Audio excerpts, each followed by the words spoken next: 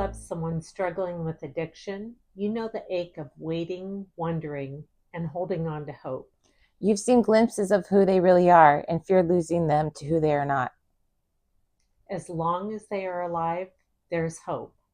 Between relapse and redemption is a raw and honest conversation between a mother and a daughter who've walked the long road through 20 years of addiction, Oxycontin, heroin, fentanyl, and found their way back to life, love, and healing.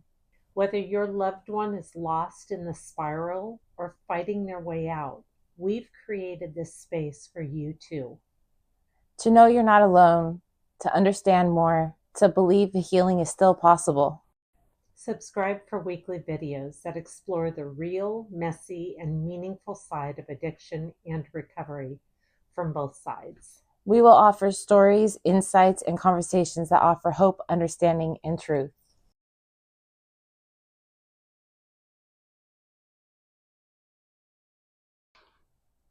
As long as she's alive, there's hope.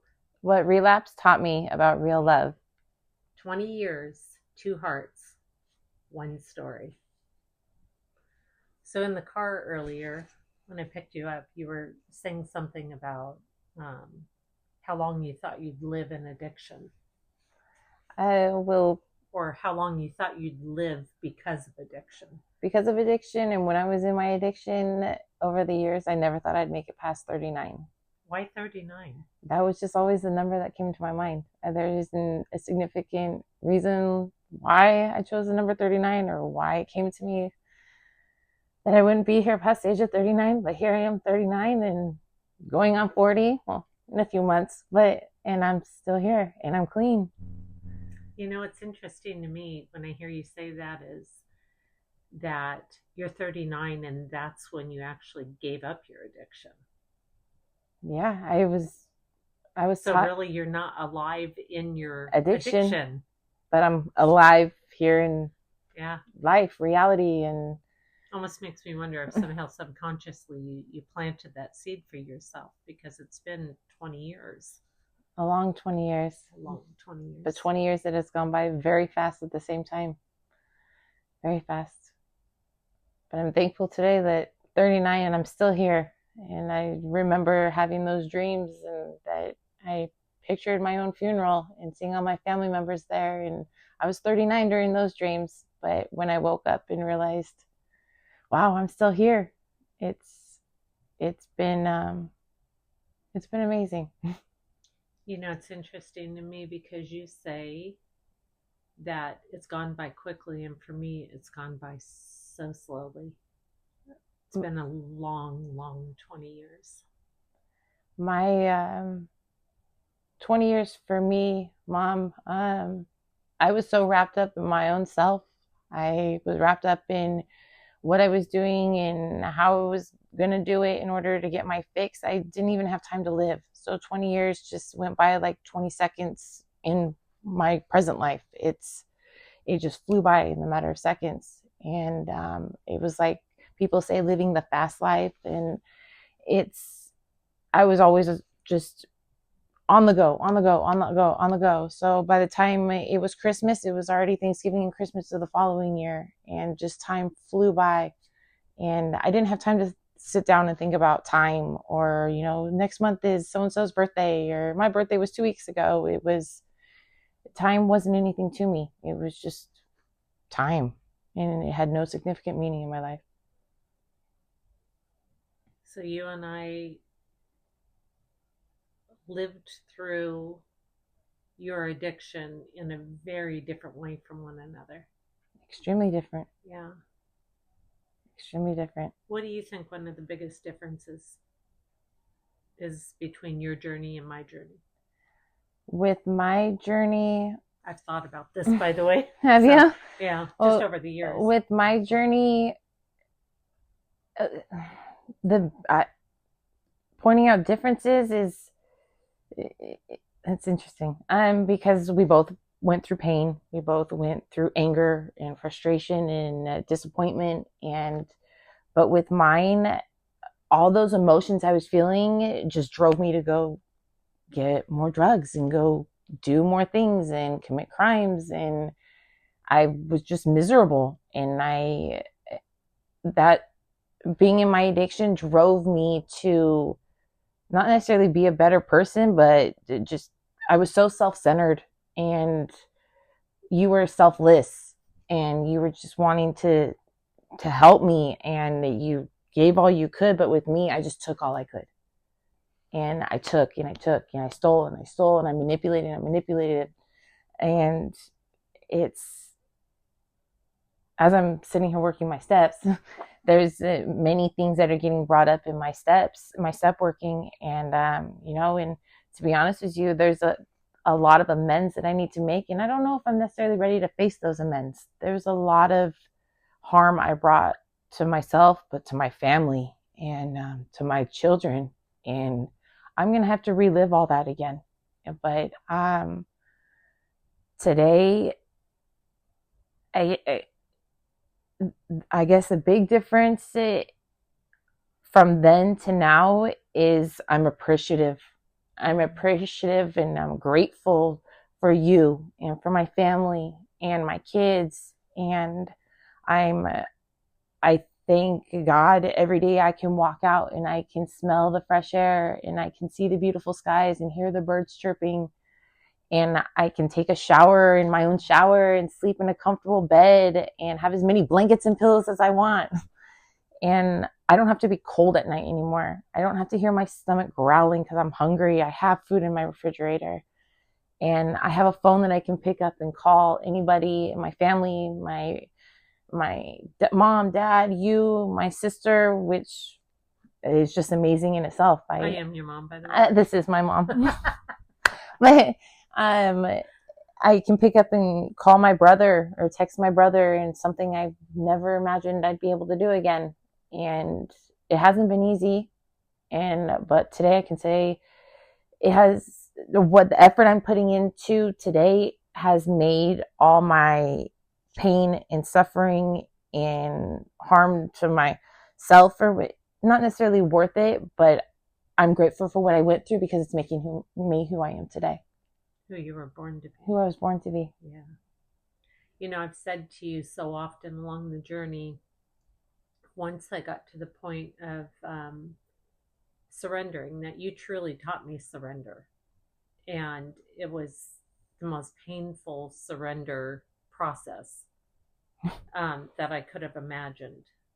And once I was able to do that, and surrender to me does not mean giving up. Mm-hmm. It means giving over. It means that there's nothing I can do.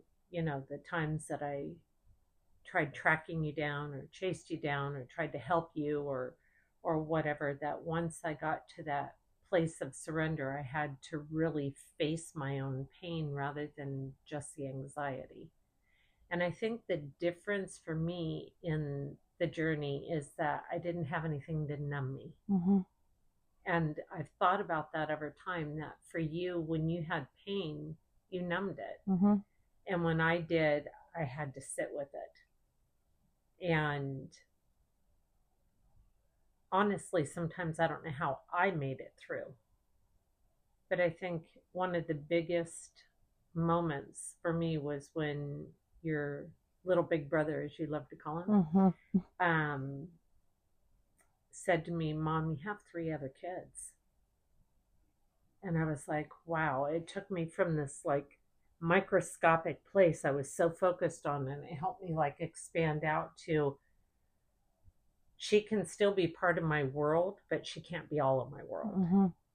And that's when I really had to just unattach and hope and pray that you would survive another day. Mm-hmm.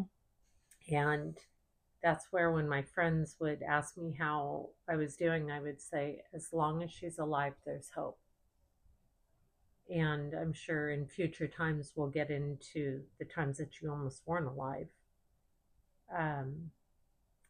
But through that surrender process and realizing there was nothing I could do but pray for you. It was like that time I called you from the county jail just 5 months ago. And I said, Mom, I'm in here. Will you bail me out? And you said no. And usually I'd been like, come on, Mom. Like, come on, Mom. Like, this is the last time. I shouldn't, and blah, blah, the same drag I gave you for so many years. And I just said, well, what do I do? And you just said, get down on your knees and pray. Get down on your knees and surrender. And that took me to a whole other, just a whole other, I don't even know the words I'm looking for. It took me to a whole other like mind frame. It took me to a whole other, made me understand a whole different meaning of surrender. And because surrender is just like, it's like surrendering, oh, I'm giving up, or just fuck it, or whatever. And surrender. And it took me, I was in there for a little bit, and I would get down on my knees and tears would come, and I would watch my podcasts or read my Bible. And when I made calls from you, or calls to you from when I was in jail, and I had told you I'm just faking it to make it, and then it got to the point where it was just like, okay, this is what this feels like. And from then on out, I would come out of my cell and I always had a smile on my face, and I just felt so much lighter. I'm so glad you've always taken care of that beautiful smile. And I just felt so much lighter, and I didn't, before I would let so many things bother me. And in my addiction, I didn't accept the answer no. No was not a word in my book. When I was asking for something, it had to be yes. And if it was no, I would manipulate until I got okay, this time. Or, I mean, to anybody, and even to myself. And there were plenty of things I said no, but they're like, oh, come on. I'm like, okay, fine. Let's do it. And it put myself in many sticky situations. But it's surrendering. It changed my life. It really did. And all it took was me it took a lot more than that over the last 20 years. But it took that call on February 12th, 2025, and me telling you, Mom, and you telling me, no, not this time. And me being actually open and accepting the answer no, and then being, Mom, what do I do then? And for the last 20 years, it hasn't been like that. And yes, I was clean for a while, and then I relapsed, but that's all a part of my story. It is. And I'm okay with that. I'm okay with who I am today. And thank you for telling me no back in February, Mom. Because it probably would have been just the same thing as when I've asked before and it's happened, and then I just get out and I do the same thing. And I'm grateful for those few months I spent in there. I'm so grateful. And all those times that I have been down on my knees and the tears were flowing, but I just wasn't feeling it. And then there was just the time, and I was just like, okay, I am done with this. I do not want to continue doing this. I am tired of seeing all these same people and these places and these things, and the conversations. You to see younger people. Oh, they're 18, 19. On the older side. Yeah, and I'm just. You said that was really impactful for you. Yeah, and then you gave me that vision, Which one? You said there's only one door between you and the outside, and I'm like, Mom, there's actually quite a few. But I get your point. But I continued to just follow that and envision that. And yes, there's my cell door, and then there's a section door, and then there's the quad door, and then there's this door. But okay, I was going to get through one door at a time. And I did. You did. And then I stepped into another door and into my recovery home, which I'm... Speaking of that, how many days clean are you? I have 136 days clean. Amazing. Today. Amazing. 136 days, some odd hours and some few minutes and some seconds. Yeah. But who's counting? Right? But who's counting? But yeah, I even have a tracker on my phone, so every day it gives me a good job, Nicole, another day clean. Well, I love the phrase that you told me that you say, if you go to sleep clean, I wake up clean. Yeah. And that's just been my motto for the last few months, and ever since I went into my recovery home. As long as I go to sleep at night, I know that's without a doubt, that's how I'm going to wake up in the morning. And I don't have to worry about that. Oh, who am I going to do something to, or how am I going to get this, or what path am I going to take today to be able to make sure that I'm right, or that I get high, or whatever the case is. No, I get to wake up in the morning and I get to go brush my teeth, and I get to get in the shower and make my bed and get dressed, go downstairs and have coffee. I have a bed. I do, uncharge my phone, or, and I'm not being told what to do by anybody else but myself. I get to wake up and tell myself what to do. I wake up in the morning, and even though my mental alarm clock goes off at some odd hours, and I'm just a few more minutes, but I can do that today.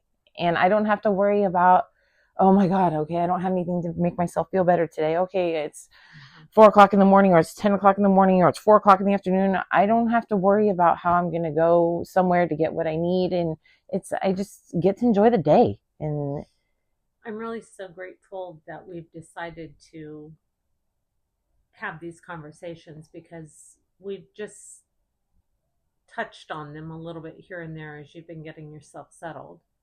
And because you hadn't started your steps yet, and just allowing you to be, and allowing us to be, and be with the family, and just enjoy some time to connect together without diving into all this. So I'm really grateful that together we've decided to do this and to share it with other people, because unfortunately and so sadly, there are so many families and individuals whose lives are being destroyed by drugs of all different kinds, and or addictions of some kind. So there's just so many different ways that families are being impacted, and to me it just feels like it's a darkness that comes in and takes over someone. But what I wanted to say before you respond to any of that is, the other part of my surrender was, and I've told you this for years, is I know who you are because I carried you in my womb,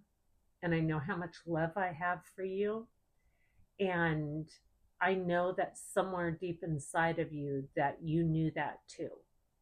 And so what I had to do was stop looking at the physical you sitting before me, and I had to start, and I told you I'd look above you, meaning I would see who I know you to truly be. And that's where anytime that I saw you, I just would remind myself, just look at who she really is. Talk to who she really is. Don't talk to what you're seeing right here.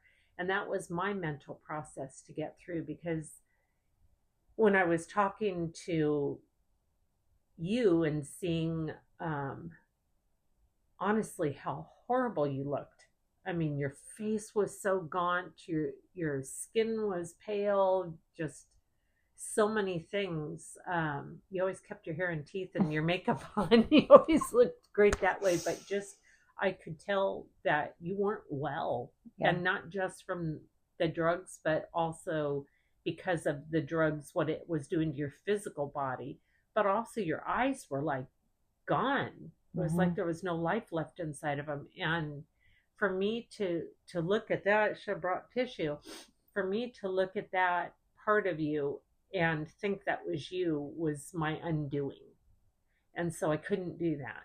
And so since I didn't have anything to anesthetize myself, and I wasn't willing to do that, I chose to look at the higher part of you that I know is your beautiful spirit and energy, and just your bubbly self, even though I wasn't seeing it on display. But that's what the energy I'd hold you in. And when I would pray for you, that's the energy I would hold you in, as I would talk to God about that beautiful part of you.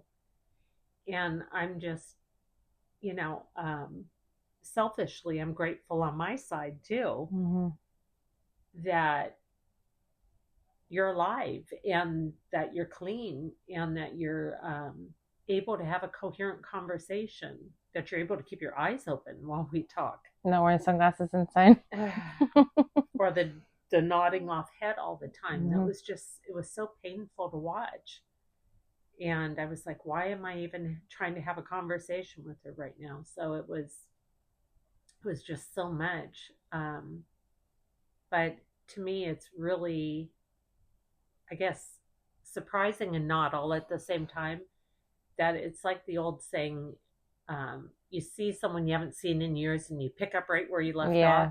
That we've always had that. Hmm. When you've had your moments of clarity and when you've been clean, we've been able to pop right back into that love and that connection because I don't think it ever went away. I know on my end it didn't. I know for a while you were really angry, Very feeling angry. like me and everybody else were doing you wrong, so to speak. Abandoned me. I was all Yeah. alone. And it came, I remember conversations where he said, stop playing the victim role. You are not a victim. And well, now I'm telling you, I'm a survivor. And you're like, stop playing that role too. You're not just a survivor. You're living. Yes. And Yes. and so that's just also what I tell myself. And then because I'll be like, oh, well, this happened to me when I was younger or when I was a teenager or this and so and so. And so, okay, that's why I'm going to use it. It was always excuse after excuse after What I excuse. used to tell you guys about excuses. You used to tell us a lot of things, yeah, Mom. yeah, I know that. Excuses are like Assholes, everybody's got one and they all sing. that's it. Pretty much. And I was full of them, so I can only imagine, But yeah, and that and my therapist many years ago, she gave me a card, and it's just stuck in my mind ever since. And I remember on the front, so early in your journey. yeah, it was solid black, and just it had the words in like just a little tunnel type of thing, and white. And if you're going through hell, keep going. And I was hell itself. I was living hell. I was hell. I caused hell, and I've just kept walking because if I'm going through it, I'm being it. I'm witnessing it. Now you're exposing it. And now I'm exposing it. And I just kept looking. You always told me just keep looking for the light at the end of the tunnel, and this too shall pass. And it's passing, and it's and you got to step into your light. And I have to step up. And the biggest thing I'm doing today is I'm being present. And I have to stay present. Even sometimes if I'm like, oh, what am I going to do about tomorrow? Or why did I do that yesterday? Or why did I say that yesterday? Okay, well, yesterday's over and done with. Yeah. And tomorrow I don't need to worry about yet. Yeah. To some extent, but no, I don't. Yeah. And sometimes the next hour is overwhelming. So sometimes I have to take it a second at a time or a minute at a time or 10 minutes at a time, but I'm doing it. And I keep my mind focused. I even have to write down little notes so I can remember, because when I put them in my phone, they pop up and I just like, okay, I scroll it up. I ignore the notification. And so I'll make That's myself. What you did with my texts over the years. Oh, for the last 20 years. Oh my goodness. Yeah. The number of times I'd text and see you read it and then no reply for like weeks sometimes. Mm-hmm. Yeah. Yeah. And I'll make myself little notes, and yeah, I get distracted at times. I mean, I'm sure everybody in this world does.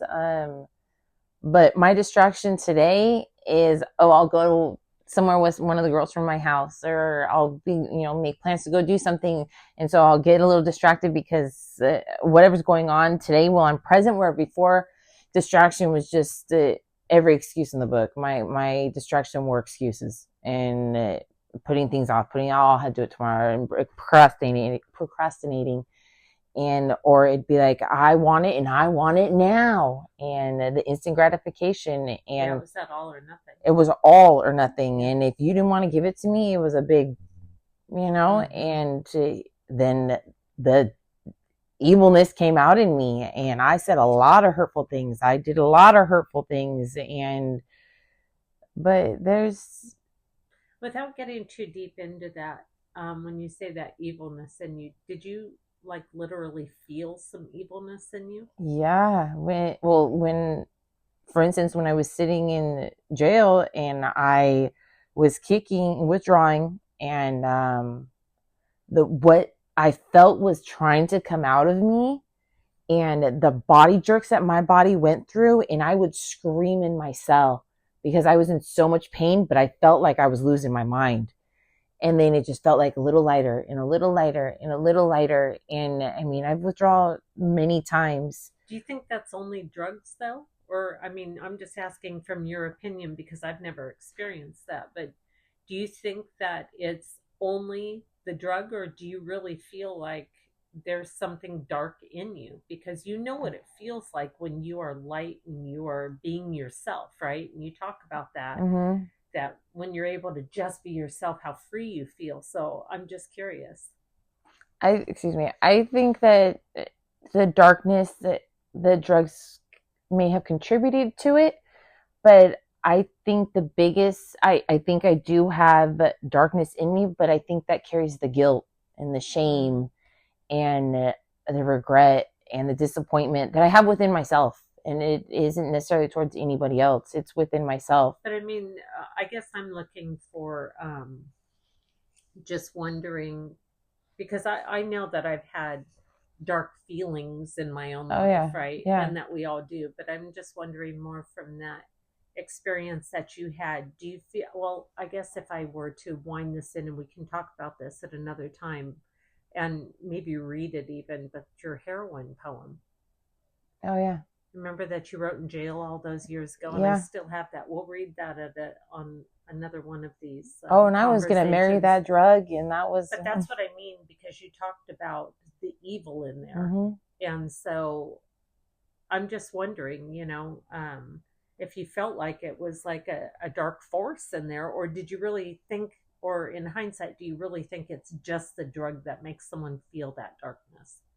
Like, is it a gateway that allows a darkness Oh, I in? think so. And because I mean, just for myself, in my personal experience, I, I'm, I think it has a lot to do with the drugs, and it just maybe it does open that realm where evilness comes into you, because the fentanyl is not a nice. It is not. It it is not cool, people. It is not the thing. But you see, I mean, I'll speak for myself. I would be a zombie out there, just walking around, just not knowing anything, what was going on, and not even caring. And if you mouthed off, I'd put my hands on you, I'd yell at you, and I wouldn't even remember what I did afterwards. And that's not me.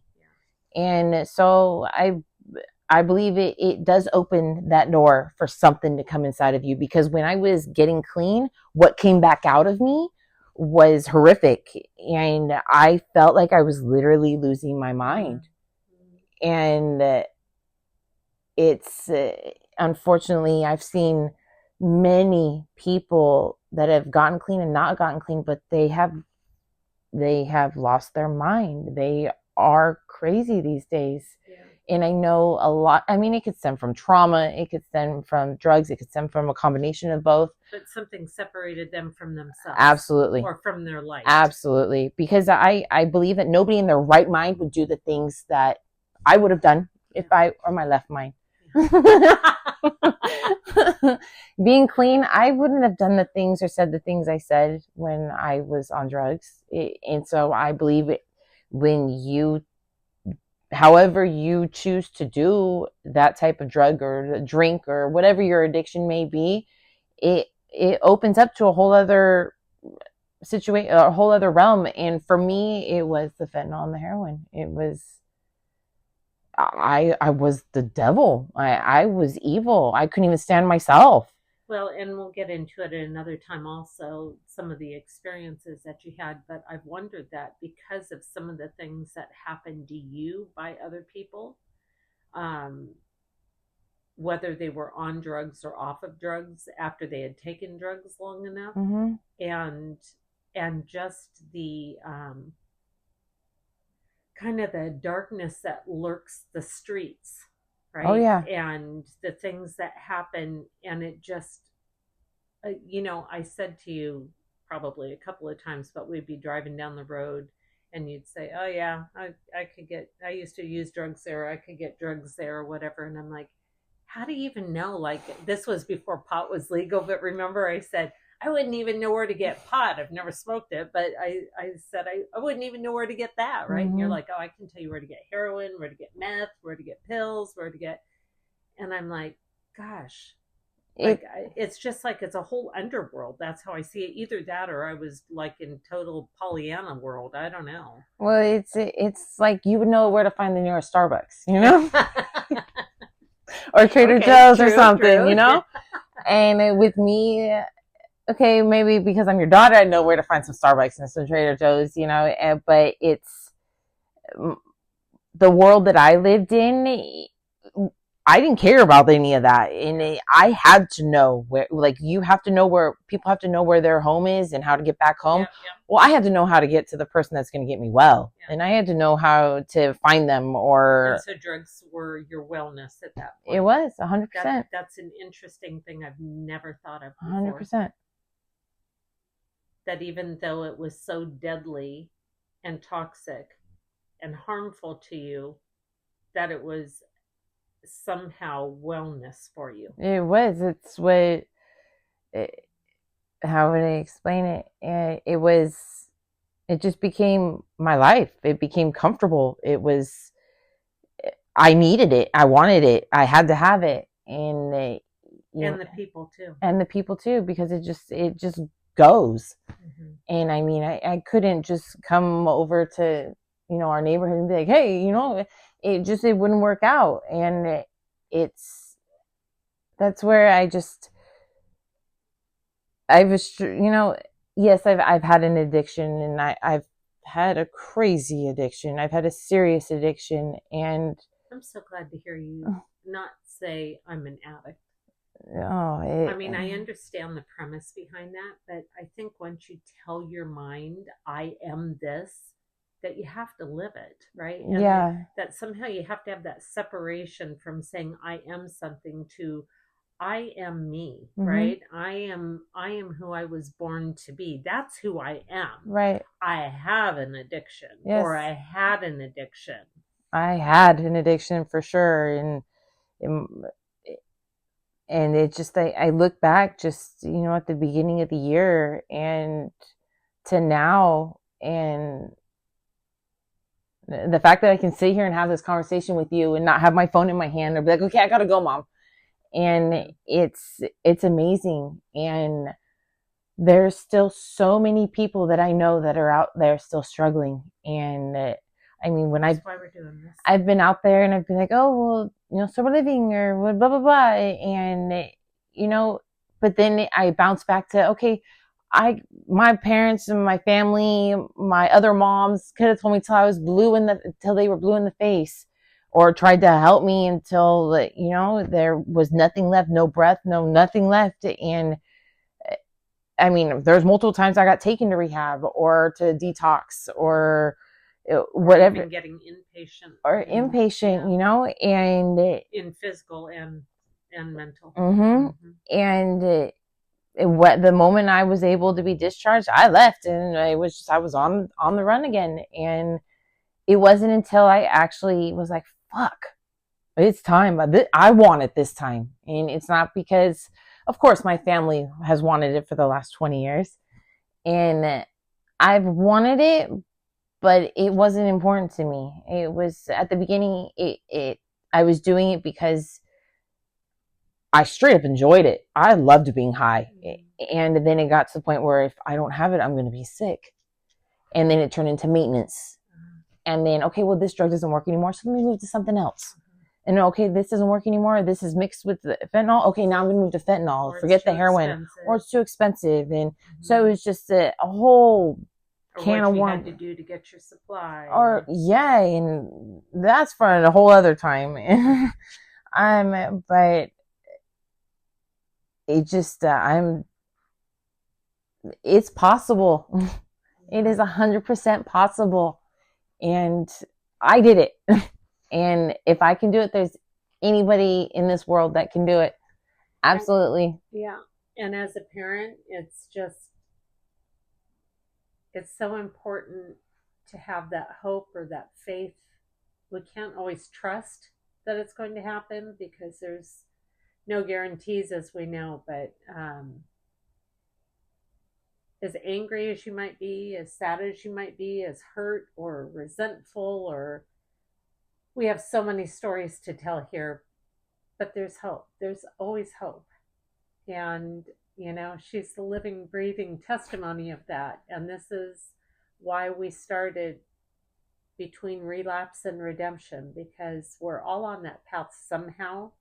whether we're relapsing into watching too much social media or, too many Starbucks or whatever it is, that this is the one of the most serious kinds that steals her joy and steals the joy from the family. So there's hope. There's hope.